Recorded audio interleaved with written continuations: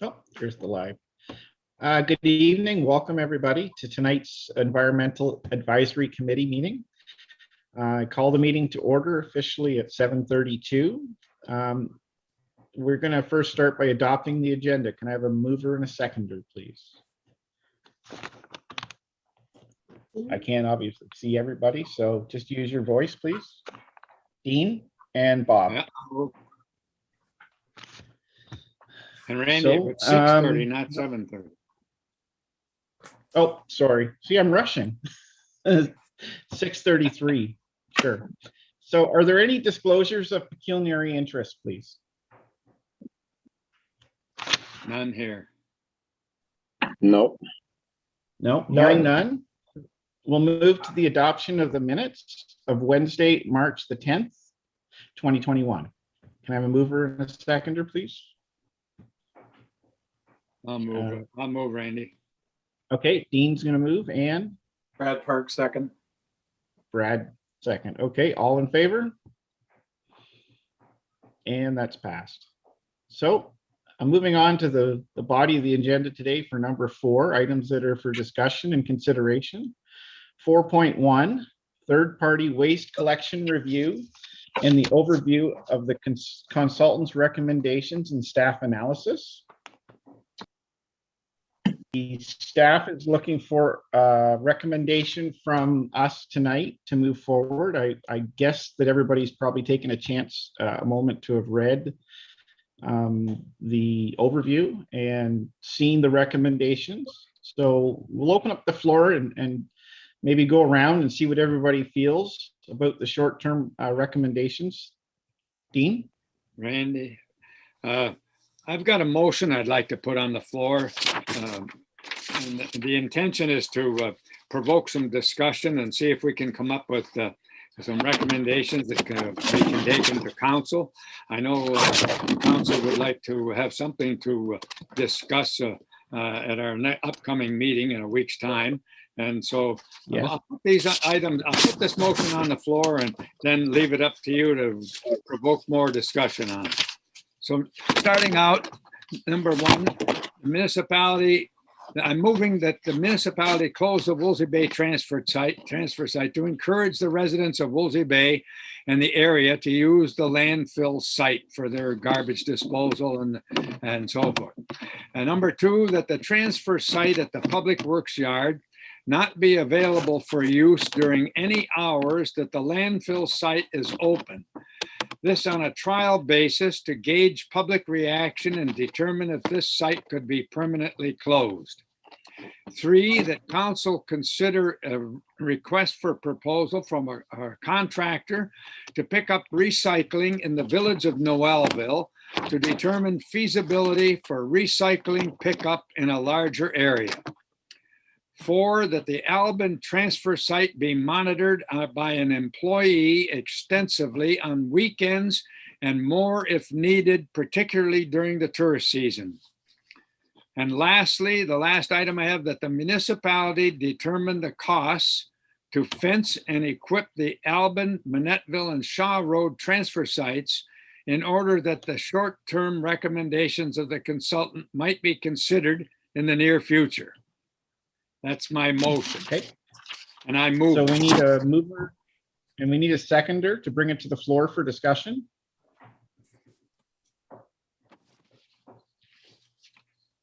Who would like to second the motion? Jennifer. Okay, Jennifer, thank you. So the floor is open to discuss what Dean has proposed. Jennifer, would you like to start? Oh. I have you. Mr. Chair, I can enlarge on this if anybody would like more information on what I'm trying to do here. Can you repeat the 4 things again? I don't want to take up the whole council meeting with repeating. Just briefly. Committee meeting. All right. First of all, that the municipality close the Woolsey Bay transfer site to encourage the residents of the Woolsey Bay area and to use the landfill site instead of that transfer site. Secondly, that the transfer site at the Public Works Yard not be available for use during any hours that the landfill site is open.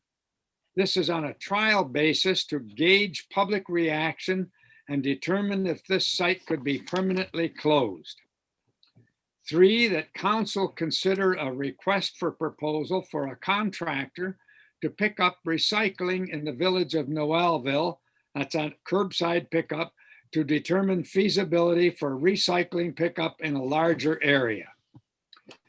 And 4, that the Albin transfer site be monitored by an employee extensively on weekends and more if needed, particularly during the tourist season. There's one other item, but it has to do with the Albin, Minettville, and Shaw Road transfer sites. And as the consultant recommended in the short term, his short-term proposal was to fence it. And I think that that council needs to get a determination of what the costs and everything would be to do that, not necessarily for this year, but looking ahead.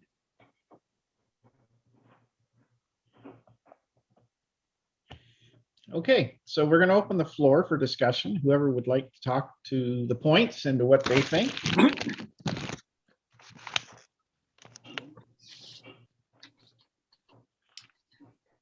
Well, I guess I can start then, since you had Okay. seconded it. I like the idea of the curbside recycling pilot project. I know of a few people who I don't know if they recycle now, but previously were not recycling because they didn't like, I don't think they were rinsing their containers and talking about the garbage juice leaking into their car, and they just didn't want to deal with that hassle of driving it over to the Noelville transfer site, and they're in Noelville. And I'm sure that they're not the only ones that just don't like doing it or can't be bothered or whatever else. So it would be interesting to see if recycling would increase if it was curbside pickup. And I don't know if we would be able to provide recycling bins, or if that comes with the program, I don't know, but that would also, it might encourage people. I know we were a little bit bummed out that there weren't recycling bins that we could get from the municipality when we moved here. So I like that idea. Closing the Noelville site when the landfill is open is, that's interesting. It's just a temporary, see how the people respond to that. Might be an interesting experiment. I'm unsure about closing Wolseley Bay. I was talking about it with my husband, and I tried to talk about it with a few other people, but then some of my coworkers and so on, but online learning has made that a little bit more tricky, and I didn't get, I'm waiting to get a few more emails back about what some of my coworkers and neighbors and so on thought about the report. But my husband just said, there's a lot of tourists and seasonal cottagers and so on who pass by, Wolseley Bay, the Wolseley Bay transfer site. And even though the landfill is not that far out of the way, it's far enough out of the way that it will deter, or that some people, I'm not sure, I don't know, I'm not familiar enough with how many people are using the waste transfer site in Wolseley Bay, but there'll be people that won't be happy about that. And if they have to go even, a little bit out of their way, I don't know. I don't know if that would mean we'd see more garbage just dropped off in places we don't want it to be dropped off in. That was one of the comments that my husband felt really strongly about. And in terms of the Albin site being monitored during high traffic times, I can't really speak too much to that, but I feel like that would be a good idea as long as it's We also talked about the fact that we didn't like the idea of the transfer sites being fenced and only being at certain times. So if we're talking about the Alban site still being 24/7, but being monitored during high traffic times, I would agree to that for sure. Okay, and Kevin, would you be able to tell us roughly how many people are servicing in the Wolseley Bay site? Approximately, do you know?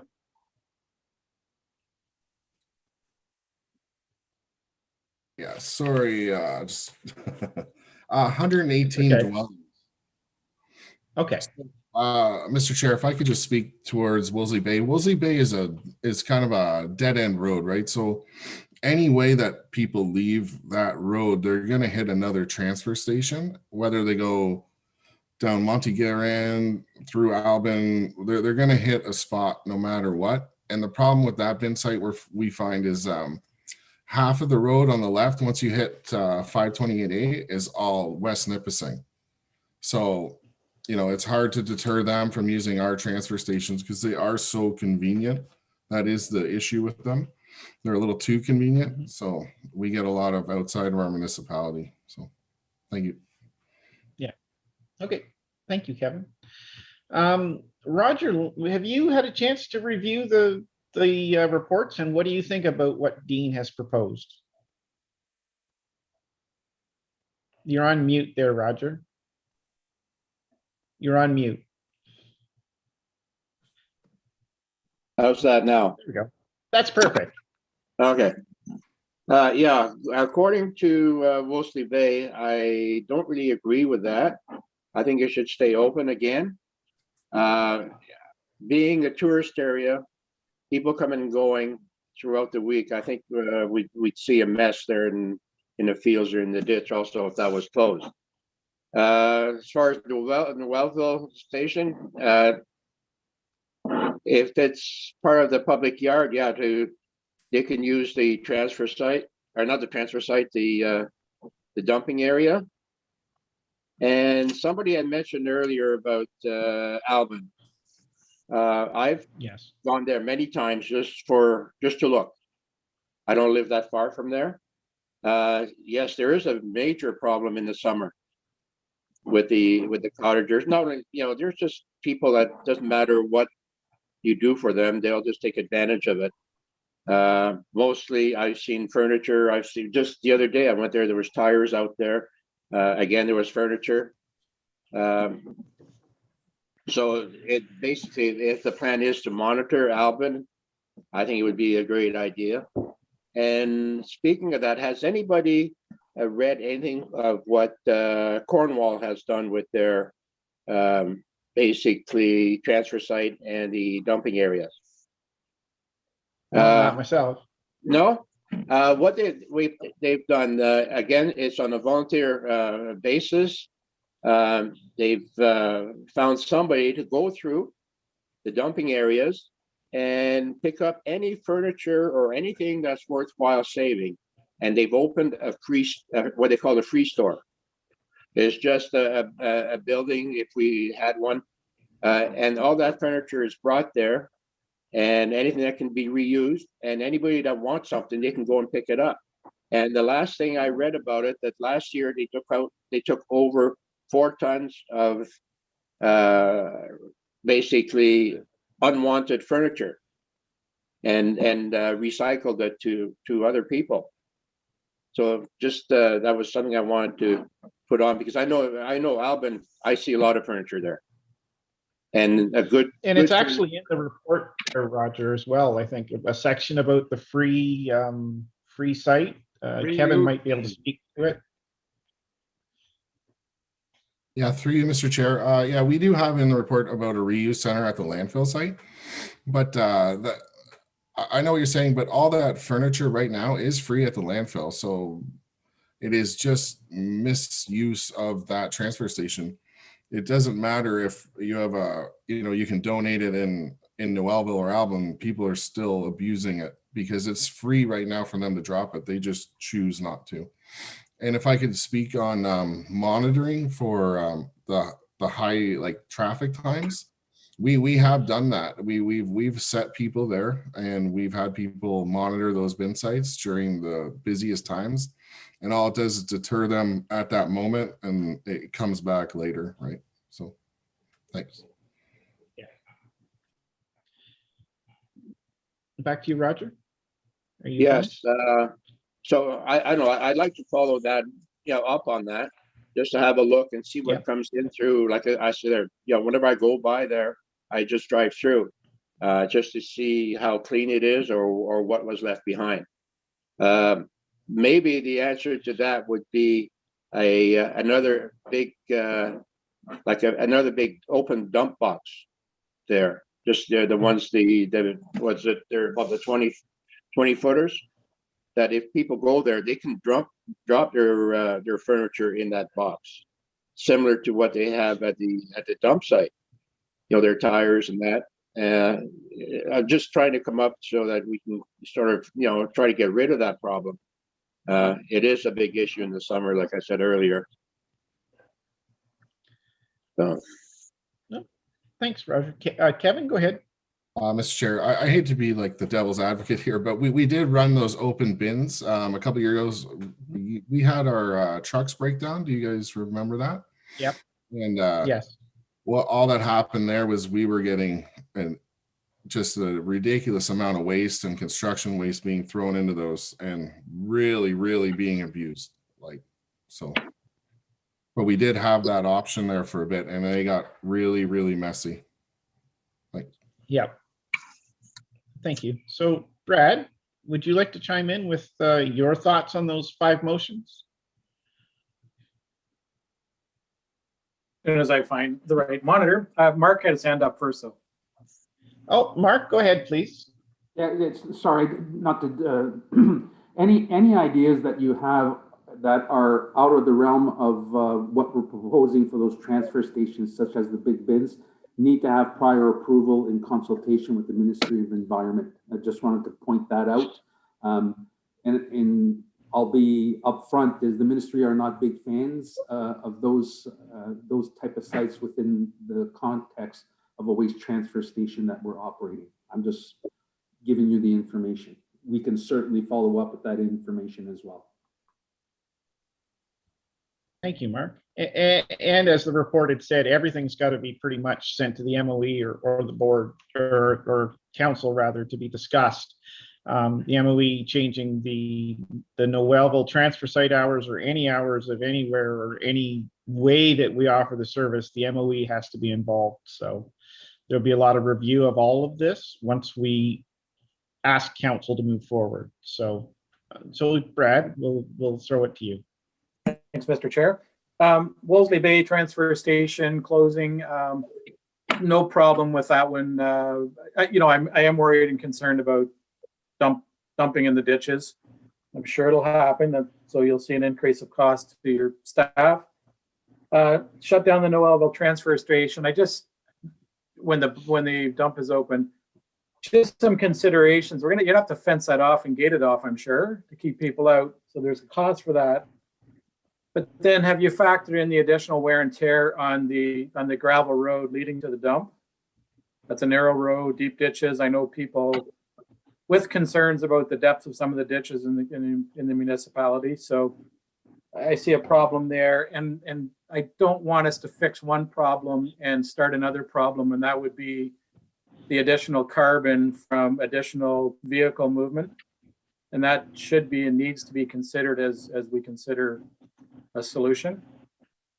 I know it's one that we don't see, but it's there. A concern with just putting Noelville on an RFP for recycling services, I don't think you've got enough volume to warrant bringing a truck from a neighboring municipality. So if you're going to bring a truck into the community, let's make sure it's full when it gets to the dump. So could we look at possibly Albin and Noelville? The urban part of Albin, at least. I mean, that's why I'm not a big haul fan, is because if they don't compact, they're a waste of carbon. I really worry about staffing the Albin transfer station. I would assume we'd be hiring a student or somebody younger, and let's be honest, people aren't the most pleasant when you're telling them no. And are we going to put somebody in harm's way with somebody's foul temper when they're heading out on a Sunday night and they've got their car full of junk? And I know they're not supposed to be, but I wouldn't want to see a student or anybody for that matter having to deal with an irate person. And I worry about the cost of fencing. It's going to be very expensive, and then it's going to be a maintenance nightmare moving forward for all the transfer stations. But I get the fact that it's going to have to be controlled. But I just want to make sure when we're considering everything, and I'm sure that's going to include additional grading on the Hoole Road, Hoole Road, right? Yeah. So to get to the dump. And I think Kevin might also lead back to this one as well, but I think we're hiring a full-time staff to handle those transfer sites. It's not necessarily a student, but Kevin can tell me for sure. Yeah, thank you, Mr. Chair. Yeah, we are hiring another bylaw officer, so we'll have more people out and about this year at our transfer station. So, but as Yeah. for, I agree with you, Brad, that putting students there, you need a couple of them, and it just, putting them in a situation where people are very, very irate when it comes to garbage for some reason. I deal with it quite a bit, so. Thanks. Perfect. Brad or Bob, do you have something you'd like to lean to our conversation? Yes, I would there, Randy. And I'm going to start off by saying it's a nice touch of seeing your name and nickel belt behind you. it pop up on my computer. All great ideas from everyone. I've thought about a lot of them, looked at the report, and my feelings are either we make a change or we don't. I agree with the consultant's report, the short-term close Noelville transfer site, close Woolsey Bay, remove the bin from there. If we're going to do it, let's do it.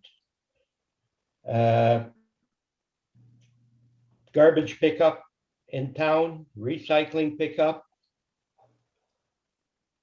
Maybe come September, shorten the seasons, pick up garbage once every second week. On the off week, pick up recycling, and maybe start picking up recycling in Alvin.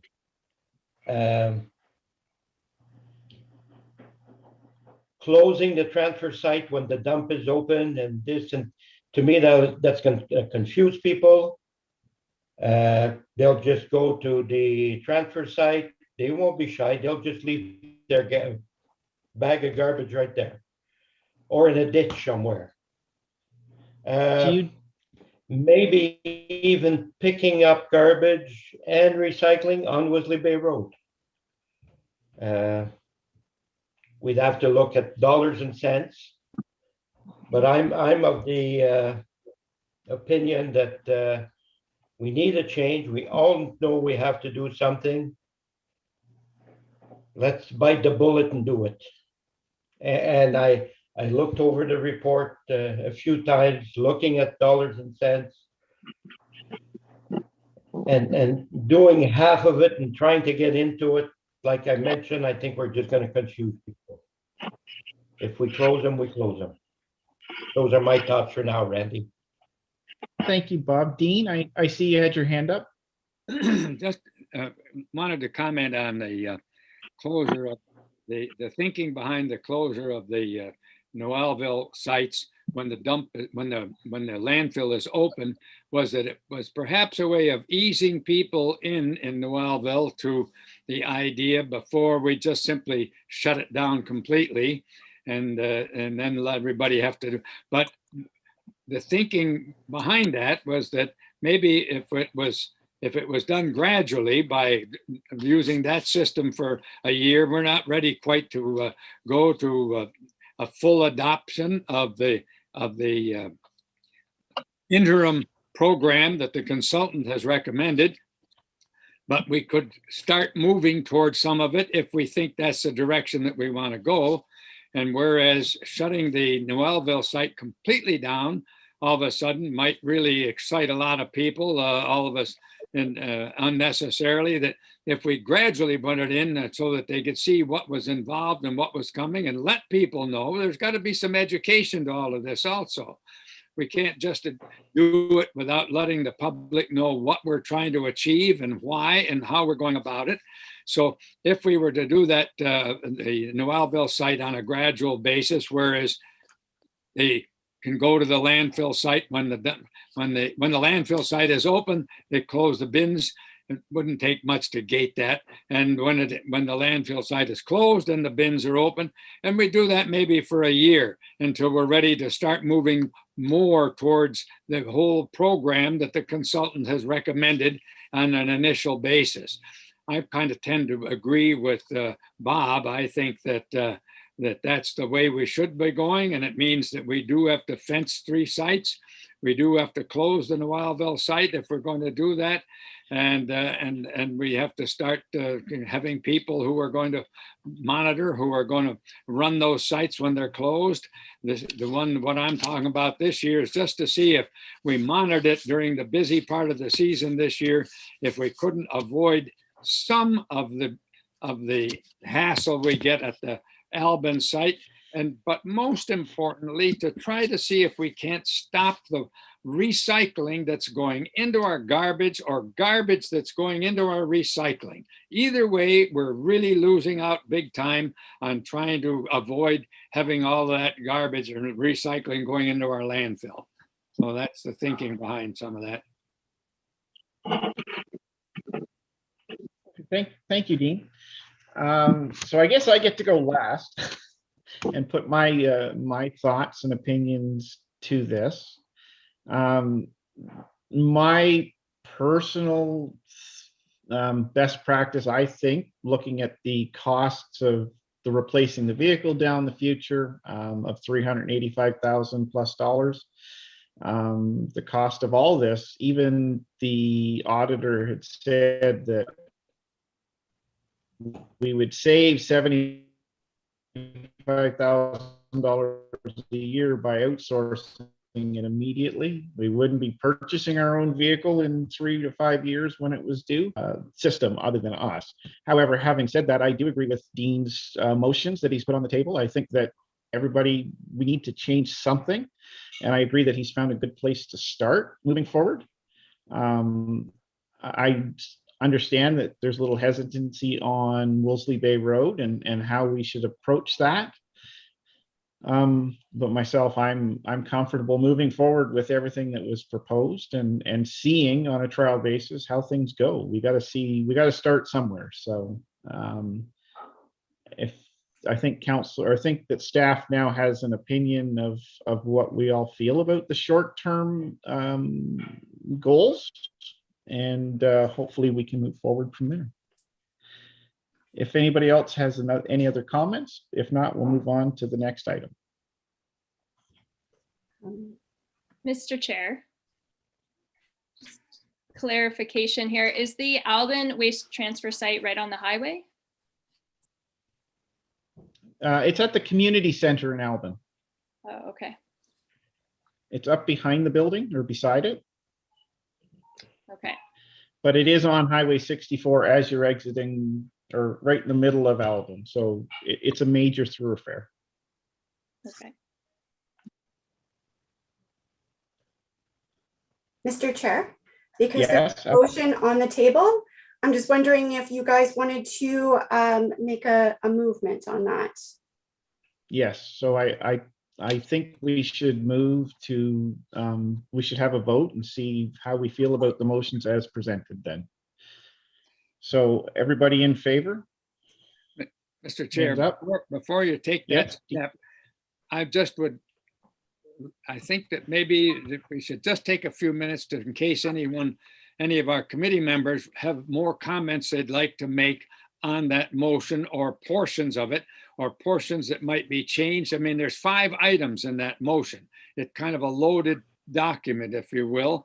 And there are certainly some controversy over one or two of them in particular. But I just wonder if maybe before we try to have a vote on the whole thing, that if we have any more comments from the floor. Is there any more comments from anybody that they'd like to discuss this further?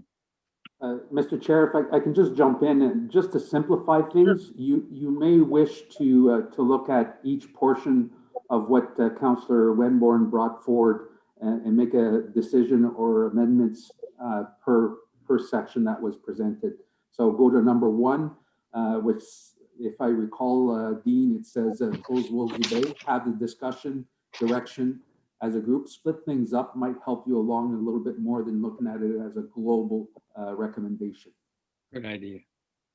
Thank you. And I was considering that too, Mark, that it was probably a more efficient way. Does anybody else have a comment, or we'll take this line by line? So Dean, can you read back motion number 1 and we'll just discuss it and vote? Number 1, municipality close the Wolsey Bay transfer site to encourage the residents of Wolsey Bay and area to use the landfill. Or they could use the transfer site in Albin on the way out, or Minetteville. I mean, I'm simply saying encourage them to use the landfill site. Absolutely. Does anybody wish to discuss that motion further? Oh, we got Martin on the line. Go ahead, Martin, you're muted. Hey, everyone. From a public works standpoint, like Kevin said, the Wolsey Bay transfer site is located in a location that anybody who lives out there has to hit one of our other transfer sites, either the one in Minetteville going out to Verner, going to Albin, you'd have to hit Albin. Going through Noelville, you'd have to hit Noelville, or the landfill itself.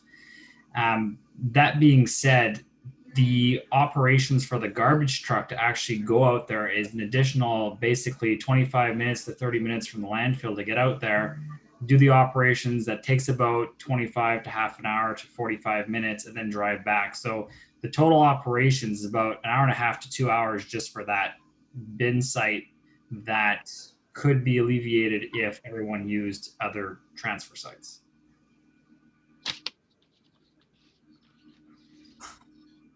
From a public works point of view.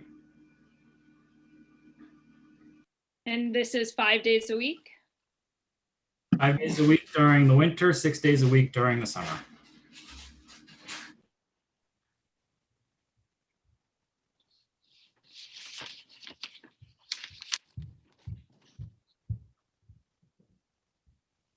If I might say, Okay, Mr. Randy?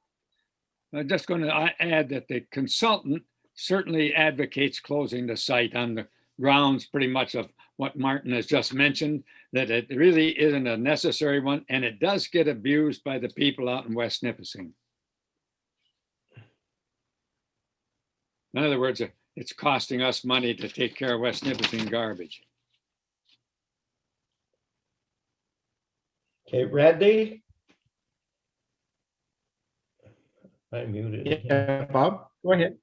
Yeah, I have no problem with closing Wolsey Bay, but keeping in mind that maybe in the future, recycling, we could pick it up. But for right now, closing that site seems like the logical thing to do. And, you know, from what I'm hearing, I think it's almost a consensus here. Yeah. So we have 3 votes for closing. How about you, Roger? Are you for or against closing Wolsey Bay site? Yeah, the thing is, I'm not too familiar with that area, but listening to everybody, when I said, I know at the beginning I said no, but with all the other transfer site available when they do leave the area, now I'll vote yes. Okay, and Mr. Parks, how about yourself? I'll vote yes, but I just want to make one proviso. Just pulled up Google Earth. The West Nipissing people are still going to dump in French River, aren't they? I don't see another way out. They're going to go buy our land transfer stations one way or another. But yeah, I'm a yes. And I think, okay, and I think too, Brad, if the site's monitored, And I do think we need to be able to identify the citizens that are using these sites and the dump, of course. I think down the road, we need to look at that. But, you know, if our staff are on site at the transfer sites that are open and the landfill site, and they see, you know, somebody they know, they'll get to know people and hopefully see that this is an out of towner. But yeah, we definitely need to work on how to identify those people. So Jennifer, you're the last. How would you like to record your vote? Just a quick question. When we're talking about people from West Nipissing using that site, we're talking about like them as tourists coming to their cottages or coming for the weekend? That's okay. And even citizens too, full-time. I guess I could be swayed in closing that site, but I would then be more hesitant to close the Noelville site. I guess I think if we, I guess I'm not as concerned about, okay, I should say, I would not be, I'm not concerned about tourists using that site, because if we want to have tourism in the area, then we need to make sure that we have easy access to places where they can bring their garbage. So I guess if I were to vote for that, I would want to make sure that the other sites remain available to them, that we wouldn't be fencing them off and reducing the hours, or making sure only those with a pass have them, have access to those sites. I just curious about the process, like if we were to vote here that we want to close the Wolseley Bay site, would we then be asking the public their opinion about this before we then make a final decision, or we would just go ahead and close? So out of here, Jennifer, out of here tonight, this motion will go to council. Council will then have an open meeting to public to come, and they'll obviously, in a council meeting, they can make their opinions known to their councilors before they come to council. It'll be discussed, and council will then make the recommendation to staff to move forward. But there will be the ability, as there always is for every motion, for citizens to approach their councilor. Okay, and so then that's how they would make. Okay, and do the would the citizens would it be made? Would it be promoted that, you know, this is going to be discussed at the next council meeting? If you have something to say about it, please participate on the website. Yeah, and our CAO wants to jump in, and I know Renee does as well, but let's defer to Mark first and let him speak. So in terms of process, whatever recommendations from this committee are forwarded to council, so that's a public meeting. Secondly, should council decide to pursue it, they would be directing staff to come up with an implementation plan at that point. So it's not just because council votes yes for it that next week everything starts getting implemented. There's a process that needs to be provided in terms of notice to the residents being affected, in a time frame for proper notice, and then putting systems in place and making certain information available at that point in time. So it's not a quick process, but certainly there's a timeline and a plan that's going to need to be developed from staff to be able to implement the recommendations, which includes public notice at the same time. And I think Renee had something to add as well. I just have a comment because she was worried about the Wolseley Bay, the West Nipissing sign. West Nipissing does have garbage pickup. So the residents down that road get garbage pickup if they live on West Nipissing. So their garbage, they do have dates. And I think this would encourage them to actually use their service that is being offered to them and defer them from using our services. So just to let Jennifer know that. Okay. So Thanks, Jennifer. So on that motion then, how would you vote on the first one? Are you for or against? And you're muted. Looking for everybody? No, just Jennifer. She's the only one that hasn't Okay. posted or vote yet for the first, All right. and then we'll move down through the other items. So, Okay. I guess I am for. okay, thank you very much. So that motion is passed. We'll go to the second one. If Dean, you would read that one, please. Mr. Chair, I'd like to read a resolution Yeah. for the first one for each individual, if you're okay with that. Absolutely. Please go ahead, Michelle. Okay, so be it resolved that the Environmental Advisory Committee recommends to council the closure of the Wolseley Bay transfer site. Thank you. So I'll now ask Dean if he would read the second motion that he had proposed. Move that the transfer site at Public Works Yard not be available for use, or in other words, closed during any hours that the landfill site is open. This is to be on a trial basis, and the purpose is to gauge public reaction and determine if this site could be permanently closed. And I just will add that that's what the consultant has recommended in our phase 1. Thank you, Dean. And I would ask either Mark or Kevin to jump in and tell us how they would secure the bins in the off days that we don't wish them to be accessed. How this would be possible. So I'll start, and I see Martin, in terms of being in charge of the Public Works Yard, can jump in afterwards. So we'll have to give some thought process to this, Mr. Chair, in terms of coming up with a plan that's workable. I don't want to make false promises this evening. Anything's possible, but we need to get our heads together and come up with a plan that'll be convenient, efficient, and not overly time consuming. And you know, just to give you an example, the dump is not open on Sundays, but it is open on Saturdays. How do we do that switch back and forth at that point in time without cost of overtime or calling individuals in? So it's things we have to give a little bit more thought. It's an idea that we weren't aware of ahead of time, and I welcome ideas. So certainly give us the opportunity to work forth, unless Martin, you had something else to add. No, you hit it right on the head there.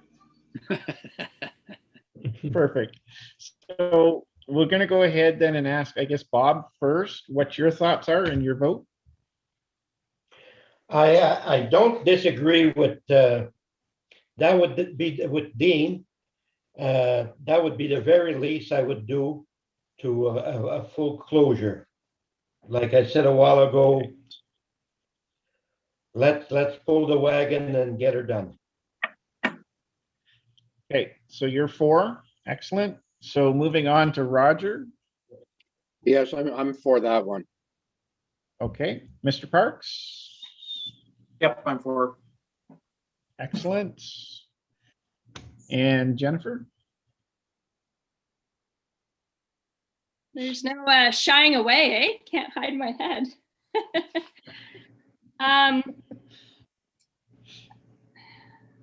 Are there any community members? I guess it's kind of hard where we live, but are there any that don't drive or don't drive very far? And we have a, sorry, Jen. No, go ahead. We have a service for, I think it's $200 for the year, that we will come pick up your garbage at your home if you're not capable of coming to the landfill. If you have a physical impracticality or no vehicle to make you move. And I think Martin maybe would, okay, he's not chiming in, that we have a fee that we will come get it if you don't have a vehicle. Mr. Chair, can I speak to that? Yes, Kevin? So we have, it's $100 fee, and yeah, we will pick it up. Okay. But if we pick it up, like right now we're using pickups, and it does go against our C of A. Again, like most of the things here, our transfer sites, we're all breaking our C of A. We were accepting too much waste, right? So just like to add that. Got to start over again So anyway. So the thought then would be that we would be discontinuing that service because the C of A is in Martin. Your hands up. Yeah, go ahead, Martin. Yeah, so just to jump in on this service, at this very moment, we are servicing 3 individuals in Noelville. At the moment, yes, we can do that. Like, it doesn't take that much time to do. When you're looking at practicality at things like, should somebody require this service, and you're looking at more and more people, well, that requires, I wouldn't say a full-time job, but it would require at least half a day of Public Works or Parks and Rec to go around picking up everyone's garbage, which just basically becomes a 1-week curbside pickup. Basically what it comes down to. Right. So if we were to close the Noelville transfer site, do you foresee that there would be more people that would need this pickup service? It's hard to Martin, say. did you want I would say so, because a lot of people do walk to the bin sites. I don't have a number. I cannot give you a number of how many people walk to the bin sites, but I'm assuming it's more than 2 people. So you would be looking at more people asking for that service, and then you'd be seeing more people probably not as happy, being like, well, now they got to pay the extra $100 for this service. Again, that's just what I see right now. Okay. So in the interest of moving forward for tonight, Jennifer, how would you vote for this motion? I guess at this time I would not be ready to vote yes for it. Okay, thank you very much. And I'll post a vote for yes. So Michelle, if you could go ahead and read the motion.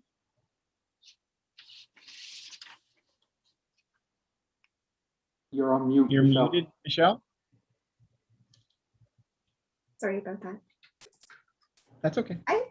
Be it resolved that the Environmental Advisory Committee recommends to council that the transfer site at the Public Works Yard not be available for use during any hours that the landfill site is open, on a trial basis to gauge public reaction and to determine if this site could be permanently closed. Perfect. So back to you, Dean. Let's have number 3, please.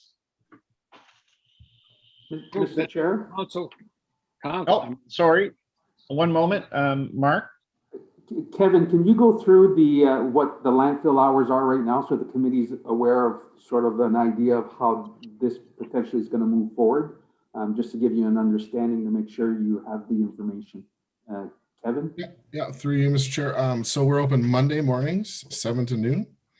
We're closed Tuesday. We're open Wednesday, Thursday, 7 to 5. And then we're open Friday from noon to 5. And we're open Saturday, 7 to 5. Right. So there is a significant amount of time the landfill is now open, far more than ever since I've been here. So we've definitely allowed for a lot of opportunity for every citizen to make it to the landfill. There really is no excuse to illegally dump, that's for certain. So Dean, can you give us number 3, please? Thank you, Mr. Chair. I'm suggesting council consider a request for a proposal for an RFP for a contractor to pick up recycling in the village of Noelville on a curbside basis to determine feasibility for recycling pickup in a larger area. And that could be Noelville, Albin even, or Noelville, Manetteville. I mean, I think what we're looking for, what I'm looking for when I wrote this is this feasible to do for our municipal, our urban, if you will, let me use that term, our urban areas in the municipality before considering the larger geography. So that's the idea of doing it on a smaller basis. It would, I'm anticipating it could be a local contractor with a small truck to do that. But most importantly, see if it would work and see if it would ease off the amount of recycling that is going presently one way or the other into the landfill. So I'm going to jump in first and ask to amend your motion to include Albin community, the community of Albin, as well as Noelville. I believe that the impact is going to be more balanced. It'll be better if both communities have the ability to receive that. And I do believe that it should be offered to both and done in a fair way. So I would ask for a second if we're going to amend it or keep it as proposed, please. Brad Parks is moving in second. So now we'll go ahead and vote on the motion. So Roger has his hand up. Yeah, I had my hand up for a second, but Brad got in first. Okay, so we'll start with you because I have you here, Roger. Any thoughts on the motion as amended so that it includes Alvin pickup as well as Noelville, and your vote? Would there be any cost to the homeowner? Other than, if would it be like a special container or just a clear plastic bag or for pickup? So Mark is going to speak to that. I would probably have to say though, and actually Kevin wants to speak to you. Mark first, go ahead. Yeah, just to help the decisions along.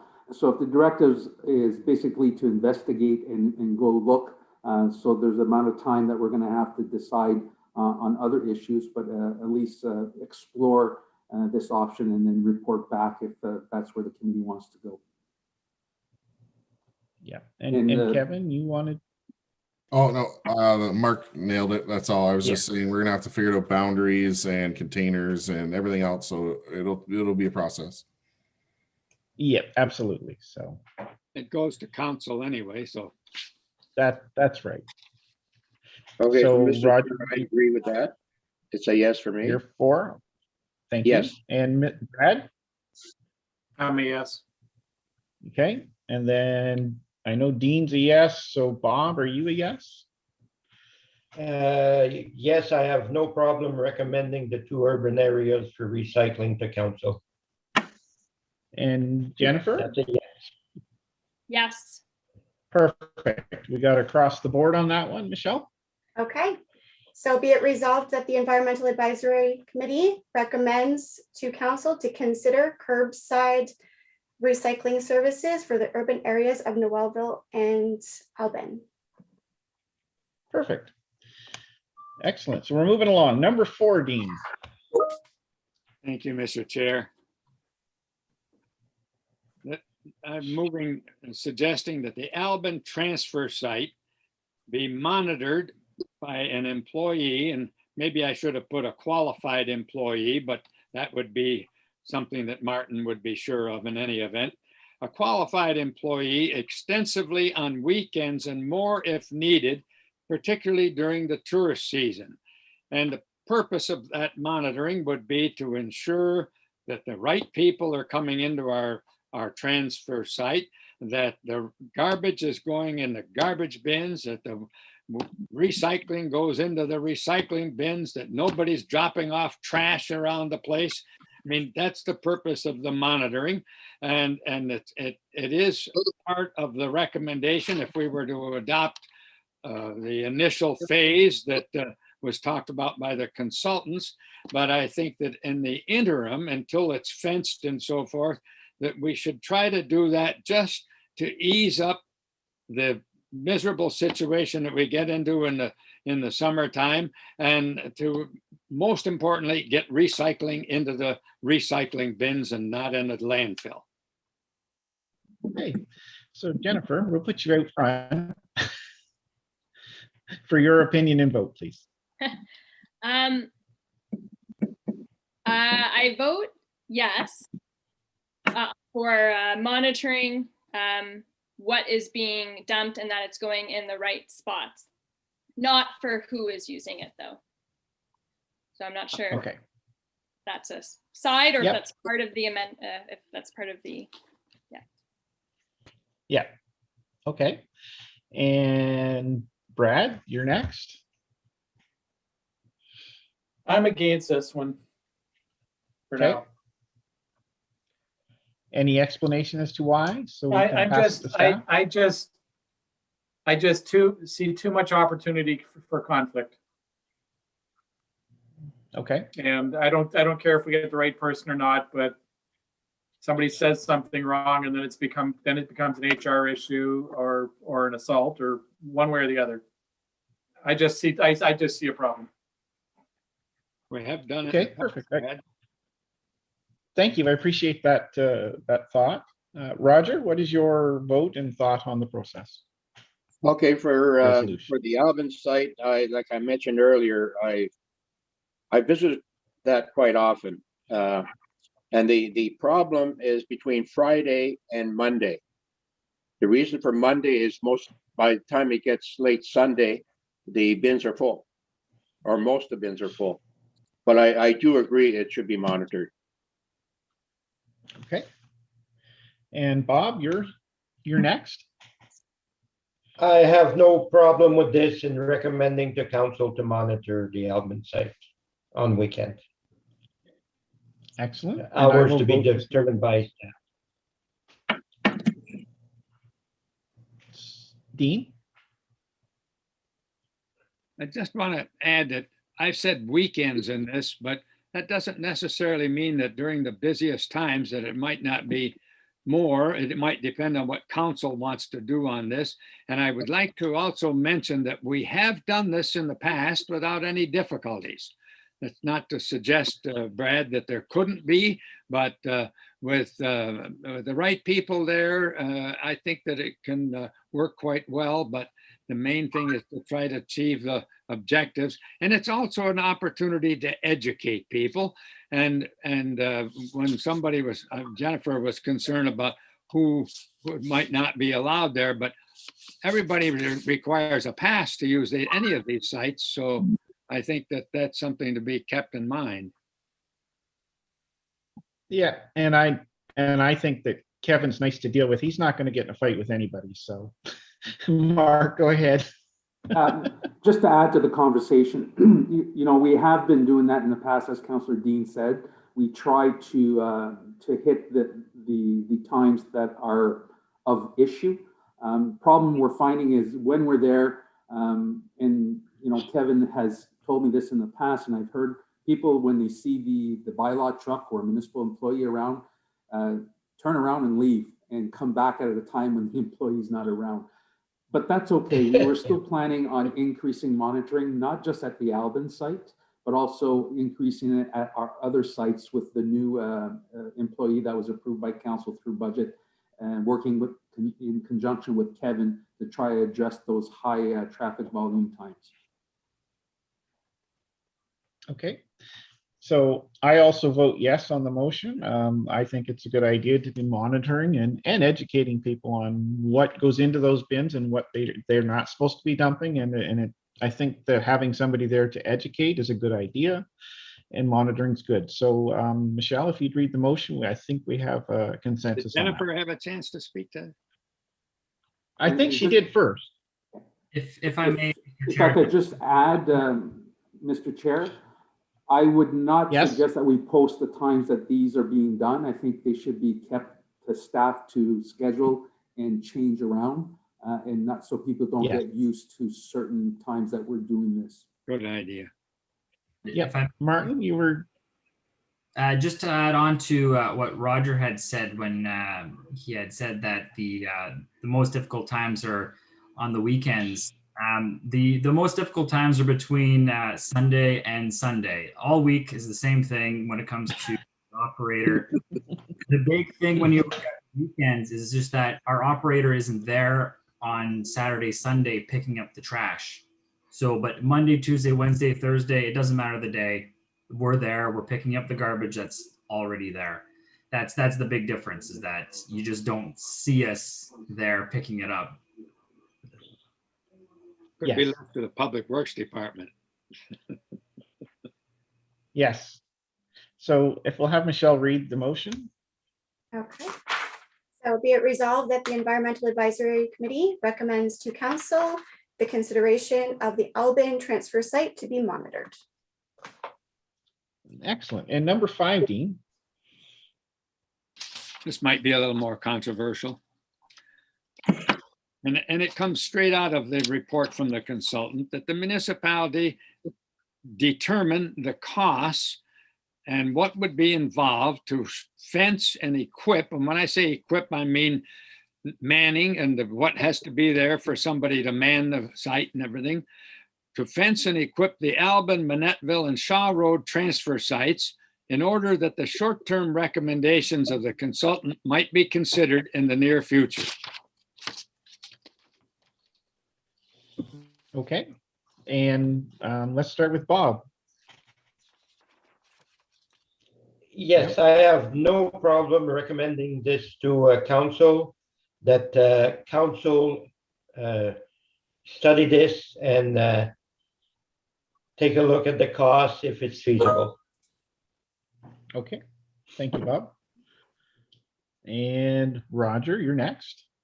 I don't really have a problem with putting up fencing and gating, but through, again, especially Alvin being out of the way.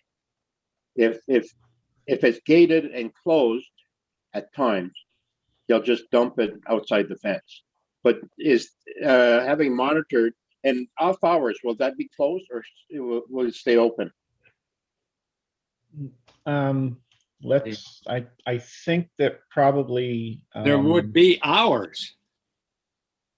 Kevin will probably speak, I think, to whether it's open or closed, what happens. Like, it'll be gated, so it'll be closed, of course. Yes. Yeah. Okay. So the problem will be with trash being dropped outside the fence, especially in Albin. Like I say, it's out of view. It will be a problem with a closed gate. Yeah, through you, Mr. Chair. It doesn't matter. Our crews are already driving around to all these bin sites and picking up. So we need to implement some sort of control measures, because if we don't, it's just going to continue. The staff from Public Works is going to these sites every single day to pick up waste right now. People will take a while to buy into it. There's going to be a mess at first, but with bylaw presence more, now that we're hiring another employee, we should be able to get a handle on it. Thanks. Thank you, Kevin. And to you, Roger, I believe that one of the suggestions in the report, and staff has said, we're looking at putting in new cameras with night vision to pick up the people that dump outside the gate when it's put in place, and those people will be fined. I think Mark might speak more to that, if you would.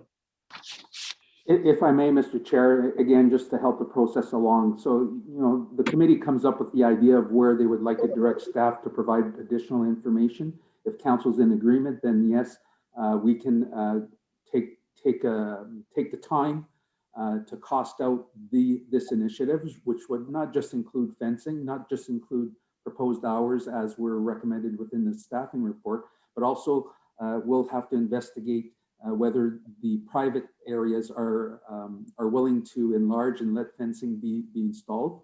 Number one. Number two, what's the cost of bringing hydro to the sites that have no hydro, so that we can proceed with installation of cameras to monitor when the sites are not being monitored by individuals. So there's a little bit more work and effort and research to do. But if that's where the committee and council wishes to go, then we get our marching orders, and then we'll come back with that information for mid to later implementation. I think that's sort of where I think Council Dean was alluding to. Thank you. And Jennifer, your thoughts on the situation, on this amendment? Yeah, this one I don't really like a whole lot, at least not right now. So we're talking about the other Putting in three fencing. sites would be fenced and gated, and they would not be 24/7. Correct. And would Albin then also be fenced as well? Yes, it would be. All And three. not 24/7. All three. Yeah, Yeah, all three. I watched the first video presentation from the October 7th council meeting, and I think it was Councillor Renee that was talking about the Sunday night cottagers. I assume we've got cottagers leaving at, either really early in the morning to beat the Sunday traffic or late at night to beat the Sunday traffic. Or throughout the week at all various hours. And I think we need to have our sites open 24/7 so that they can drop off their stuff whenever it is that they're leaving our community. So I guess I vote no to this. And so, okay, and so I think, well, Brad would like to speak, so let Brad go. Sorry, Mr. Chair, I just wanted to clarify, we're only, if I'm not mistaken, this motion is only to study, prepare a budget, and prepare an operational plan, right? So we're not saying it would close, Jennifer. What we're saying is we would see what it would cost and ask the municipality how they would operationalize it, is the way I'm reading it. That's right. Yeah, and I would put forward that the staff would then decide what hours are feasible, and there's nothing saying it can't be left open till 8 or 9 Sunday evening, and then closed. I think there will be an adjustment by the cottagers. They will have to realize that they have to come out at a reasonable point in the day, even if early, to distribute their trash. But there's nothing saying that it has to be closed at 5 p.m. on Sunday evening. But there will be a period of time that it will be closed overnight, is what the motion is saying, that we'll put up a fence and they will make a plan. So After council comes up with recommendations, if we go ahead with this, will we then, right. will it come back to us again to then talk about it and vote on it again? Not likely. No, when we've made our recommendation here today, then staff has will put together a plan, which will then come to council to be decided upon, whether the plan is to council's choice, and then it'll move forward. Mhm. Okay.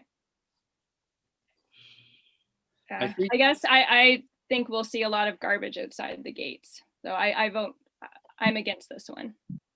Okay. And I'm going to vote for it too. I do think that it's time to control the access to the sites at certain hours. So I think everybody's had a say now. So Michelle, if you would read the motion. Oh, Dean, Councillor Dean would like a. Just a very short comment, Mr. Chair. Certainly. People Certainly. can adapt. People will have to adapt. When there are rules, I mean, I don't care where it is or what the issue is. When there are rules made on people's conduct, they adapt. And I'm sure most people will adapt once they see what we're trying to accomplish and what the benefits are to our community and to our taxes and so forth. So Thank you, Councillor Dean. Yep, go ahead. So just to add on what you had said, and just to explain one or two things, when you're looking at, again, a potential of putting in these restrictions on these sites, nothing says that the sites have to be open from 9 to 5, Monday to Friday. So as Councillor Hazlett has said, we could have a potential to have Albin or any of the outlining communities open till 6, 7 o'clock Sunday night, or what it may be. Again, it would be staff to look at these hours, but there is a potential for cottagers to have that opportunity to leave at a reasonable time to go home and the bin site be open for their access. Yeah, absolutely. So it'll be something that the report makes the decision. So Michelle, can you read the final motion? You're muted, Michelle. I think the Mayor Giselle would like to speak. Oh, sorry. One moment. Mayor I just Pajot? want, thank you. I'm trying to stay out of it there. But on this last one, I don't see any problem, because the report will be really extensive on how much it's going to cost for the fencing, what it's going to cost for staffing, the issue that was brought up. If we have extended hours, who's going to open the gate, who's going to close it, especially on the weekends. And so I think I don't see a problem having that report come back to the committee for further discussion. At the end of the day, council will make the final decision, but I don't see a problem for number 5 to come back to the committee for discussion. And you may want to entertain that in your motion. And that's all I'm saying. And isn't it up to the mayor who lives in Albin to open and close the gate on Sunday nights? Sure, I think sure. And then I'm good at That way the delegating. staff, that way the staff doesn't have to come out.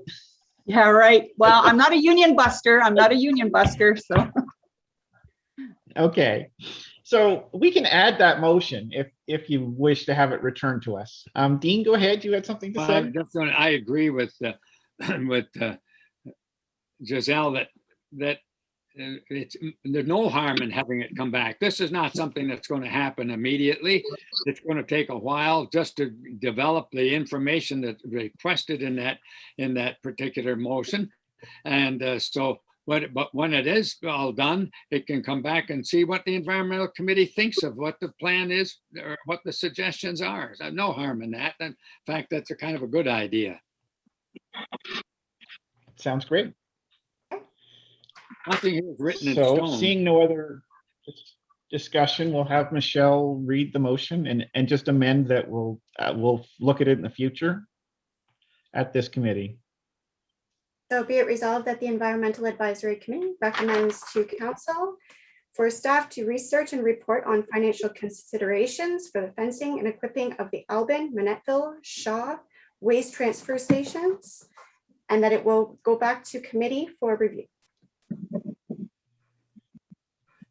Excellent. So moving on to the second half of the report, there was some longer term proposals in that as well. And I wonder if anybody had any thoughts, wanted to speak to any of those.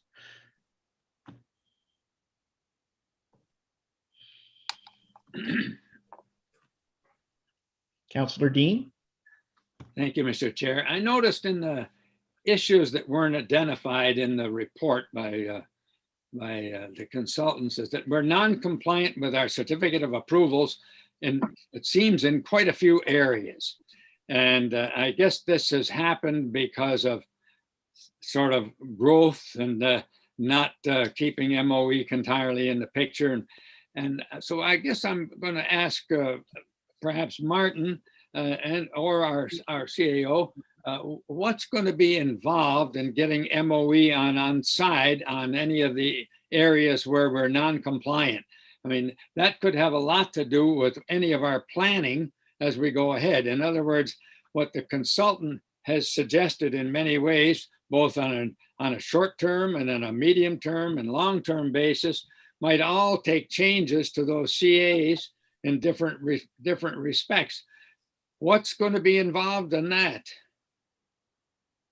If I may, Mr. Chair, before I jump in or Martin jumps in, I think our expert in this subject is Kevin, who's our landfill manager as well, and is very well versed on our C of A. Okay, Kevin? Yeah, Mr. Chair, if I could. So it's going to be a long process. It'll probably take over a year to do at least. It's just one of those things, and as well as the Ministry of Environment or M&R, because one of our sites is on Crown land. That's also going to be a process as well. So whatever you recommend, whatever the recommendation is, it is still going to take some time to implement, like 12 months to 18 months, we're assuming. That's why the short-term proposal. Yeah, but to the longer term, I think the question from Councillor Dean was what could we do to get back into compliance on the MOE certificate on the outstanding motions? What's involved in that kind of a activity? And if we're going to make changes, we have to prepare for them too. Yeah, so we need directive on what changes we are, and then we're going to ask for approval on those. So we need some sort of guidance. This is why we're here. And then we will ask for like everything we need for our C of A. So we just need some sort of direction from council to do that. Okay. Excellent. Anybody else have any thoughts on the longer term proposals there?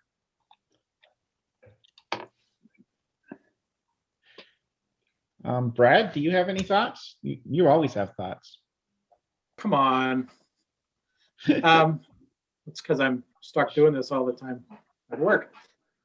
I guess when I look at the long-term options, contracting out, let's be honest, who in the world anymore has access to waste management 7 days a week, 24 hours a day? I mean, most people are used to garbage days on Tuesday, have it over the curb at 7 a.m. So I guess I would like to consider in the future looking at least obtaining a price to go also roadside pickup, or at least a lot of the community roadside pickup. There may be some rural roads that it doesn't make sense, but I think it's worth looking at anyhow. And then we can go back the flow of waste, the flow of recycling. If it's not in the right bin, it gets left. And possibly, don't want to say it in the future, but limiting the amount that goes out to the end of the road. Okay, Kevin, you had a comment? Yeah, if I may, Mr. Chair, we already have a cost for curbside collection. It's in the report for, it's $128 per dwelling, just so everybody knows. Okay. And sorry, how many dwellings are there? I forgot it was in the report, Kevin. That's the whole municipality. And how many houses? I think it was How the many question is houses? 2,000. Approximately Michelle, 2,500 to 2,600, if I Yeah. recall, Michelle. Yeah, that's correct. It was actually based on 2,100 and I think 28. Around there.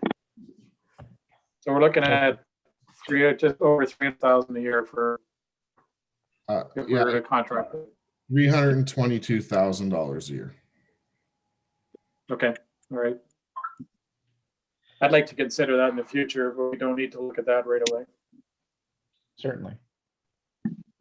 And the replacement on that new truck 4 years out is $348,000 as well. So I just bought a new waste truck this last week. It was closer to 400,000. okay. Yes. Dean? I think that that's really what is suggested in the final phase of the consultant study too, that we'd be considering one way or the other curbside pickup, and that would be both recycling and garbage. And so I guess that's where we're going to get to sooner or later. And maybe this is something that we should think of sooner. I know the consultant used a phased in approach, looking at what the upfront cost might be. But if we're looking at 300 and some grand or 400 grand for a truck very soon, maybe it's time to just think of putting out an RFP and see what happens. And the maintenance costs of the vehicles and so on and so forth, it just continues, right? So if it's in a bulk purchase where we hire somebody, but again, that's not the immediate recommendation. It's just something to think about. Bob, did you have anything you'd like to add to this conversation? I would just like to add that the long-term goal, I think it's very plain, and in the report, we have to get rid of all our transfer sites. We have to go to recycling pickup and curbside pickup. And our short term and everything we're recommending tonight is just the first step to get there. It might take, I'm not going to say 1 year, it might take 5 years, but I think that's where we're headed to. And cost efficiency, the numbers that we have, we're looking at from the consultant makes sense. And that's where we're headed. Thanks, Bob. Roger, did you have anything to add to the comments about the long-term plans in the report? Not at this time, no. Okay, Jennifer? I guess the only comment I would have to add is when we're considering the long-term solutions, we will still need some kind of way for tourists who don't have dwellings in the area to dispose of their garbage. those coming to lodges, which I know if they're at the lodge, there should be a way for them to leave their garbage at the lodge. But what about those that are coming up canoeing or camping or whatever, who don't have dwellings in the area? Yeah, I hope that our strategy will include some way for them to be able to dispose of their garbage instead of it being left on campsites or in ditches. Yeah. Kevin, did you want to add something? Yeah, through you, Mr. Chair.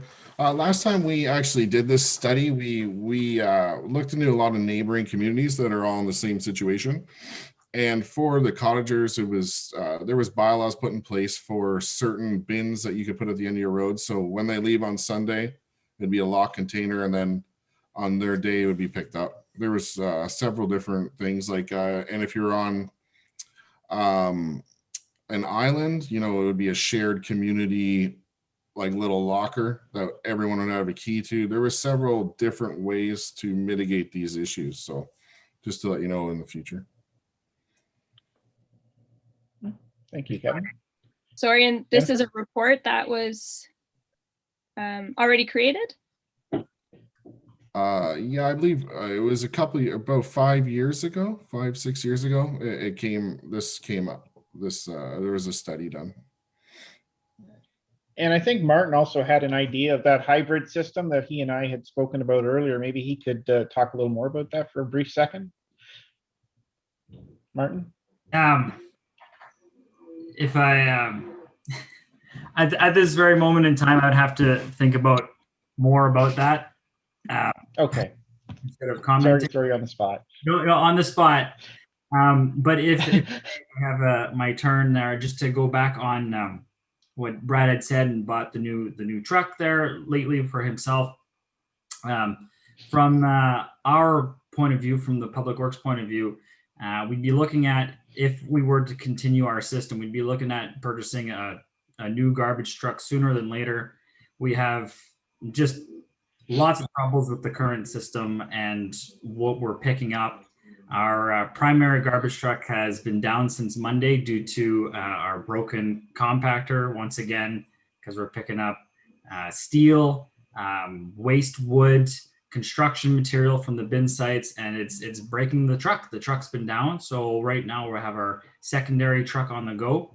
And today my operator actually stopped me and showed me the inside of the contents of the truck, and there was like two bins on Shaw Road were just jam-packed with construction waste. The whole truck was just tarps and wood and steel, and like he had room for two bins full.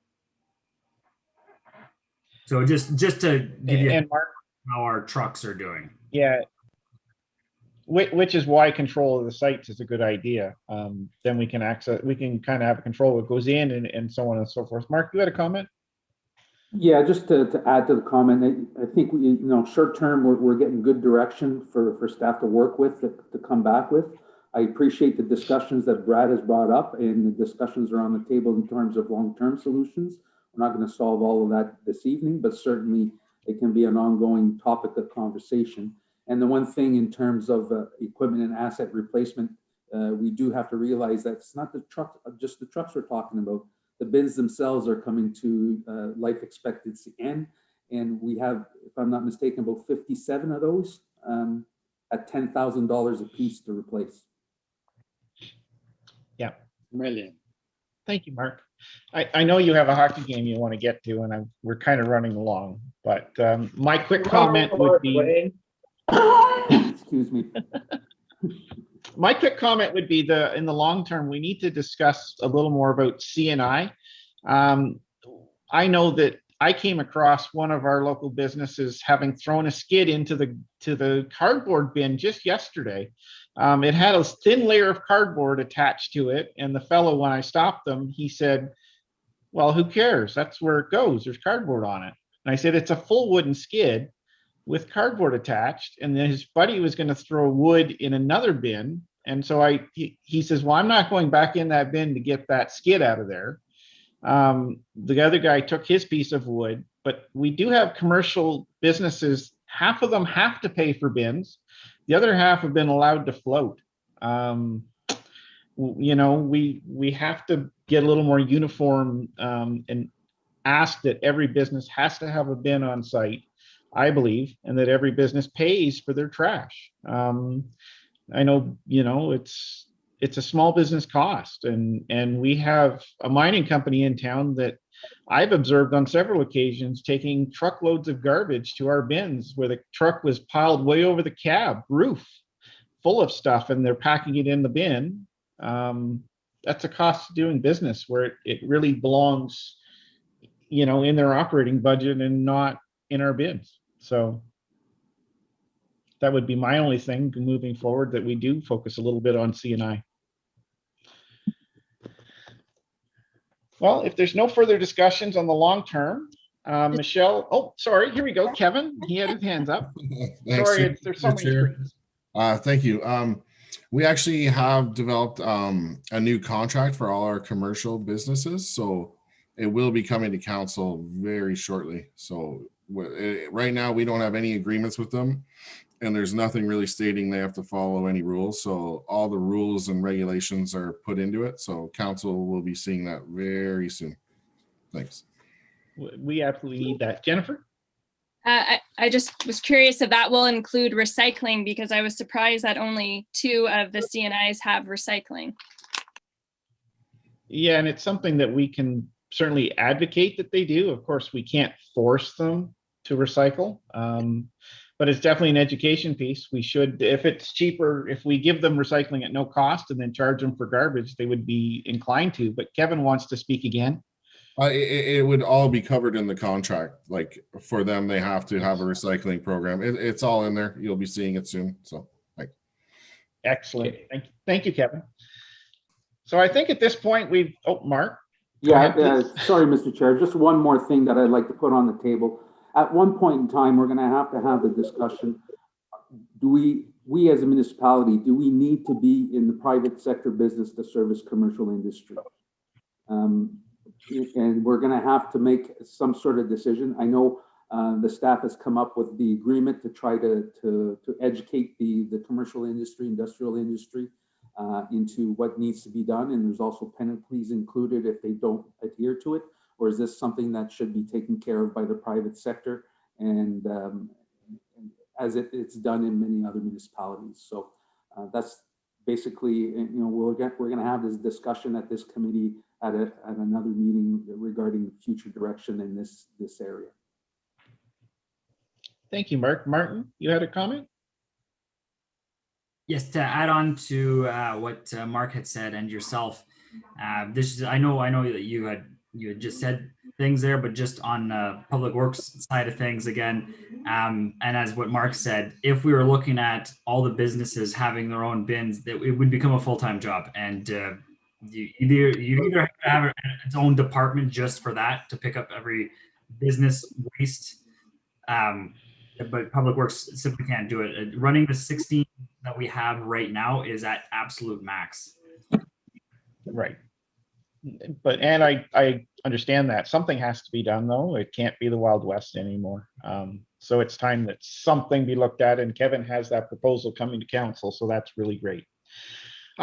I think we're going to move on to 4.2, and Michelle has put together a really great proposal or program for the recycling education. Excellent. We'll share our screen for that. So just a side note, there is quite a bit of information that was put into this, and I know that Jennifer had originally asked for something that could be presented at the schools and to the children, but I'm thinking that this is probably a little too much for that. You might be able to use maybe some of the links and do that with the children, but it is quite a bit of information and not too many cartoonish or catchy things that children might want to see. So I'll just briefly go through it because, like I said, there is a lot of information in it. So basically, we're looking at how our system works, who is responsible for the recycling as a user, and as a municipality, what our role is in that. and supporting them. What the environmental impact is of people that don't recycle, and how this is affecting our landfill, its lifespan, and our environmental footprint. It does go over the diversion programs and what we are currently diverting at the landfill. It touches on the landfill itself and what the operations there are.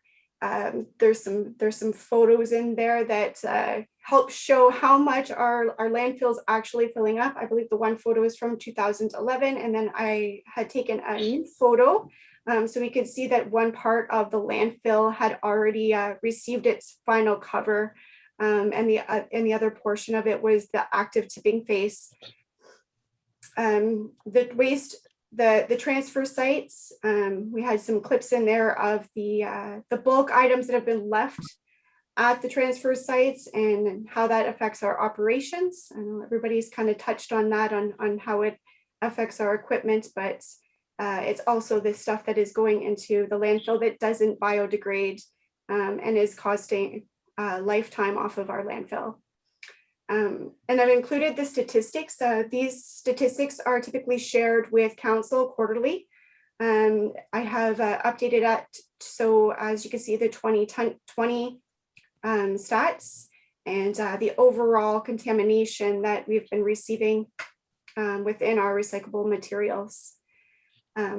Please check out the educational resources, and you can share those with people that you know. It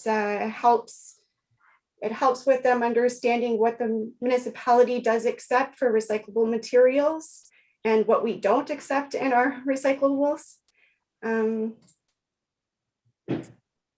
think that's, and there's further links at the end for the productivity link. So they typically have information regarding new recycling initiatives that are coming out, and the new regulations that we'll be moving forward with. You can also see the electronic stewardship and automotive materials. So that's the items that you can collect and bring to the landfill, and we send them out and we get a rebate on them. So it helps with our operational costs. Thanks, Michelle. That was really great. I really appreciate the hard work that went into this presentation. Is this going to be accessible on the municipal website, of course? We could definitely put a link on the municipal website for it, yes. Excellent. Does anybody else have some thoughts or questions to this presentation tonight? Jennifer? Yes, thank you. Yeah, thank you for putting this together. I think it's got a lot of good info. Is this the presentation? Is it the presentation that's meant for the schools, or this was something that was done for adults? So we had put this together last year and shared it with a group of individuals in the Minettville area. What I did was just update it with our current information. This can be shared at the schools if you'd like. It's totally up to you. We are still looking at doing an educational piece that would be geared more towards youth. But this isn't quite what we're hoping for, so like the stuff that I put together here. But that educational piece probably wouldn't come into effect until we move forward with any of the options that we are on the table here, because we don't want to, if we're putting funds out to develop this educational piece, we want it to encompass all of the changes that we would be making to the system.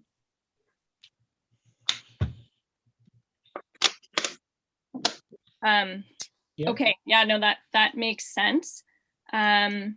Just getting a little bit of clarification. Okay, so the presentation for schools that you're thinking of would be something in the future, as I understand correctly. Is it possible, would you be fine if I looked at the presentation and formatted it a little bit differently to make it a little bit more geared towards kids? Would Absolutely. that be okay? Yes. Okay. Is there one in French? No, there is currently not one in French. Okay. Okay, I think that's all I had to say about that. Yeah, I would add more pictures and less words for the kids.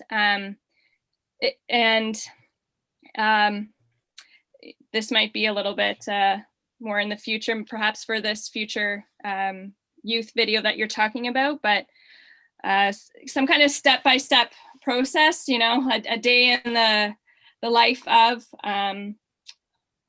you know, one of the staff people that is going to pick up the garbage and recycling, or for example, what happens after you dump your recycling in the waste in the bins.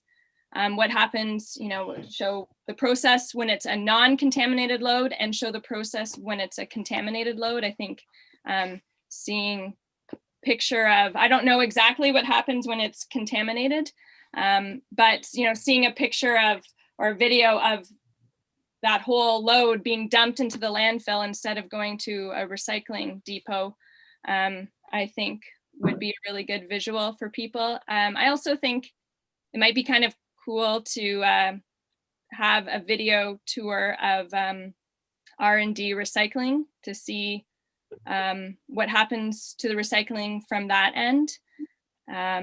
You know, what kinds of, how some of that recycling is being reused afterwards. Just to make it a little bit more real, because right now it's not, it's out of sight, out of mind. And the more visuals we can use to really hit home, I think will hopefully impact at least a few people. I agree with you, Jennifer. And as for a French version, we could definitely get that done. So there is a French version of this available. But moving forward, we'll take all of the recommendations into consideration when we're looking at developing the next video. Thanks. And I was going to say, yeah, I don't think it would be trouble to get it translated at all, but I think we could still probably use this in the high school with the older kids. It still would probably lend itself well to some of the, you know, 10, 11, 12-year-old, grade 11, 10, and 10, 11, and 12, that they could comprehend, and it wouldn't be lost on them necessarily. So I agree that it needs to be formatted for younger in a different way, but definitely there still is merit to it. So is there any more discussion on the presentation? Renee? The presentation was good.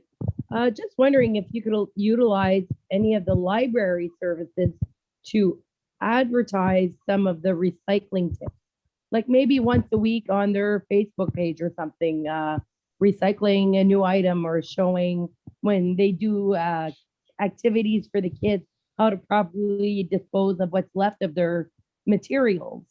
Maybe try to incorporate something like that with the library service, because they do reach out to all different ages. So perhaps that would be something to look into, that they could, you know, just once a week have a blurb or something.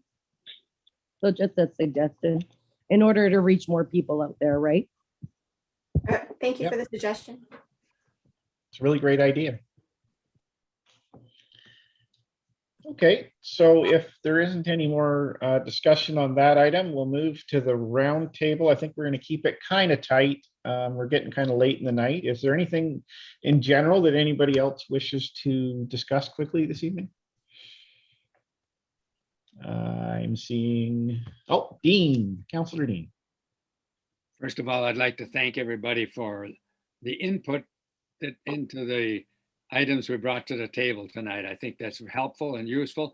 And there's something that goes back to council now, which means that council has something to work with, something to move on, something to say yes or no about, et cetera, et cetera.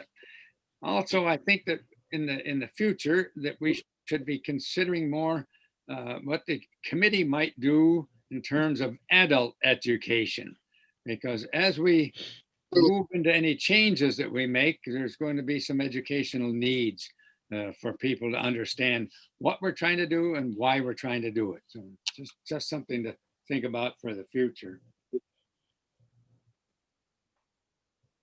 Great points. Jennifer, did you? Yes, yeah, thank you.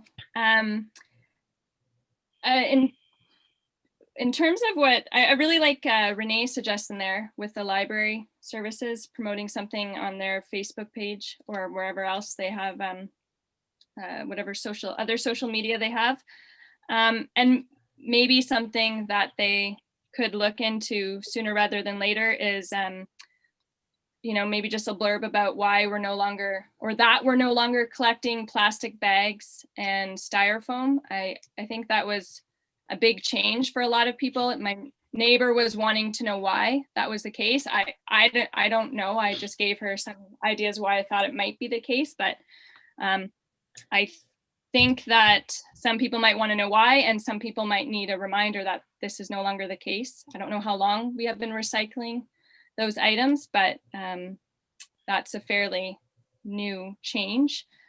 And then in terms of the styrofoam, and we can talk about this if it's not the right time now later on, but if we're no longer recycling styrofoam, how do we get styrofoam out of restaurants, the chip stands, even the grocery store? I see broccoli that's wrapped in plastic and in styrofoam. We're no longer recycling styrofoam. So I feel like, might want to, as part of our education, consider how we try and encourage businesses to use other materials. And then this is just something that a neighbor had said to me, in the summer, she hasn't noticed recycling bins outside of like Foodland, for example, Home Hardware, the chip stands. So there's nowhere for people to put their recycling when they're doing their errands in town. And that's it. So Thanks, Jennifer. And actually, I would say as far as chip stands go, the one in front of the fire hall on the main street in Noelville does have a recycling bin out, and they do take recyclables. So they do.